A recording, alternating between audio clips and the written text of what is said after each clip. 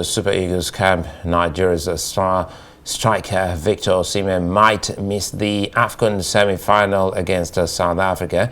The team's coach, Joseph Pasiero, made this known during a conference recently. Nigeria's favorite for everybody or not. I don't know if it's favorite or not, but for me, I believe you can win this competition. Believe one thing, you must do other thing. Tomorrow in the pitch, you must repeat the same performance like last match. Defend it together. Until now, I cannot answer right because it's some problem with the health. You know that. I think this afternoon I can know better if he can play or not. He's a good coach. I think he's hard on us when he needs to be hard on us, and he's lenient on us when he needs to be lenient on us. So there's a correct balance there for us players to progress and do things in the right way. For more on this, let's cross live now to Abidjan, Ivory Coast, and speak with Arise sports correspondent A.B. Yomo. A.B., good to see you, and thanks for your time as always. Well, we understand Festa, the Super Eagles is leaving the city to another city. Festa, and the bad news is about Osimhen. A lot of people want you to start from there. Let us in on what we know about Victor Osimhen at the moment.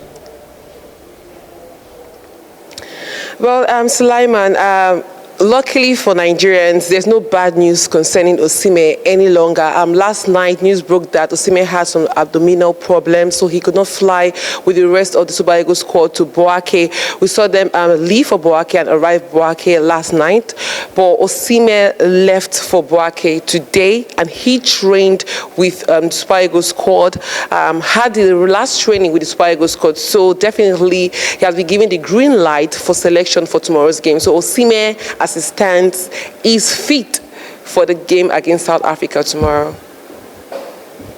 So the news, and now that we're talking about training and preparation for this big game in Bouake, so they finally left Abidjan. Let us in on well, some possible lineup.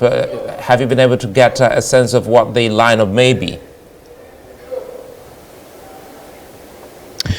Well, the lineup usually comes out an hour before the game, but the coach has almost always been consistent with his lineup. Now he has a team that is winning. He has a lineup that gives the victories, even if so many might complain that Nigeria just keeps winning with just a goal, but a goal gives you the much needed victory to move to the next round. So I think definitely we have the star man, that's Victor Osimhen, who is ready for selection. And there's Moses Simon, Ademola Lookman, who the combination on the wings has been strong this tournament. We've also seen Olaino, who's been a big man in defense for Nigeria. There's William Truss Ekong, who is the captain. There is Shemi Ajayi. There's Calvin Bassey. So, like we already know, the coach plays a 3-4-3 formation or a 5-3-1 formation. I think the coach will most likely want to stick with that formation, knowing that with that particular formation, he has a high chance of not even conceding a goal. As it stands, Nigeria is the only team in the African Cup of Nations that has not been beaten after 5 games. 5 games, 4 wins, and just 1 draw. So I think the coach is most likely to stick with his formation. And for the opponent on the day, South Africa, what's the news? Well, for South Africa, so many have come out to say this is a side that has 10 Mamelodi Sundown players in their squad. That's 10 home-based players from one team in their squad. And out of these 10 players, 8 are starters. We have Rowan Williams, who is a goalkeeper and was the same goalkeeper in 2019 where Nigeria defeated South Africa at the African Cup of Nations in the quarterfinals by 2-1. He's the same goalkeeper who was the hero of the game against Cape Verde. And there's Pesita, who is their talisman, who plays for Al Ahly. So I think this game is basically going to be a game between between the home-based players and the foreign-based players. Like we already know, Nigeria has so many big players in Europe, the likes of Osimhen, Victor, Moses Simon, Shemi Ajayi, Olaino, Calvin Bassey, Franco Yeka, who plays for Brentford, and many more of that.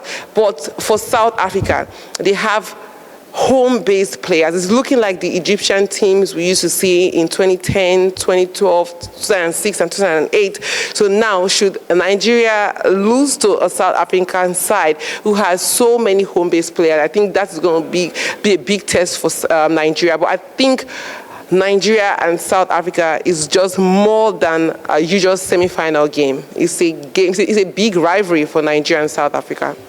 Well, it's just the hours separating the big moment from now. But again, let's speak about motivation. The last game Nigeria played had a huge motivation from the political business class to the everyday Nigerian. Is that a sense of what we're likely to see in this big game? Definitely, Sulai, you know, when success has so many followers, or success drags so many people towards it. Now the Super Eagles are flying. Super Eagles, before this stage, no one thought they would get this far. We've seen so many big names come in to support the team. And even before the last game, we had the likes of Okocha in camp to motivate the players. We had Segun Odegbami coming into camp to talk to these players. We've had so many big names come to talk to these players. But beyond that particular motivation, these players are motivated on their own. We have so many young players in the team. Nigeria has a fairly young squad, knowing that about 8 of them are making their debut at the African Cup of Nations. So I think they want to win. They have seen the likes of Kenneth Omeru and Ahmed Musa, who are still in the squad. These 2 players won the 2013 African Cup of Nations in South Africa, and now they will play against South Africa. I think they know what it takes. They know what is against them, and they know that they just have to make the nation happier at this point and make themselves happy at this point. Winning the African Cup of Nations gives a player an edge over any other player, because this year is the year that the Copa America is going to be played, the Euros will be played, the Asian Cup also. So any big player like Osimhen winning the Afcon for him will also put him again on the Ballon d'Or list. So I don't think there's any player that wants to squander that chance away. So the players themselves are motivated. If you speak to any of them, Ekong, that's the captain, William Chus Ekong, says politicians cannot distract them at this point. Yes, it might be motivation, but it could also be a distraction to the team. So they are fully prepared to face on South Africa. Ibiyama live there in Abidjan. Many thanks for your time as always.